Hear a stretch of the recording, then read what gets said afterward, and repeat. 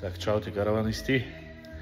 Dneska tu máme takú špecialitku, truma kúrenie. Už dneska takto, že v rozloženom stave. Je tam problém s tým, že kúrenie hádzalo závadu V401H a kúrenie sa prehrievalo a stále nejaký problém tam bol.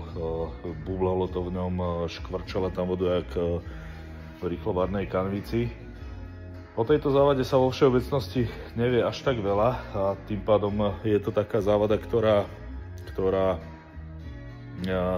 nie je úplne jednoznačná a teda treba celkom dosť okolo toho robiť, aby človek došiel k nejakému takému jasnému záveru.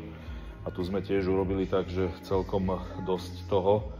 No a v podstate došli sme k záveru takému, že tuto na zemi, tuto dole, toto. To je v podstate to staré kúrenie a je tam taký problém, že v podstate tu sa ten boiler zdeformoval a oprel sa o výmenník, tepelný výmenník. No a vlastne to spôsobovalo tú závadu prehrievania. Stále sa to zohrievalo, alebo teda blokovalo pri 75 stupňoch zohriatia vody, čo bolo takmer okamžite, keďže sa ten výmenník priamo dotýka boilera. No a vlastne ten nový boiler, teraz som ho tu mal, niekto mi ho zobral, aha, tu je, OK. Čiže toto je ten boiler, ktorý je vlastne nový. No a keď sa človek takto pozrie a porovná ho, povedzme takto, pardon. Čiže takto keď ho porovnám, tak tu je pekne kruhový otvor a tu je taký zdeformovaný, čiže koľko pustil ten priestor vnútri, tak toľko sa to zdeformovalo. No a teraz je to tak, že samozrejme nešlo to oddeliť, tak okrem len boilera je treba vymeniť aj túto časť, keďže nešlo to nejak od seba a na silu to odtiaľ nemôžem dostávať von.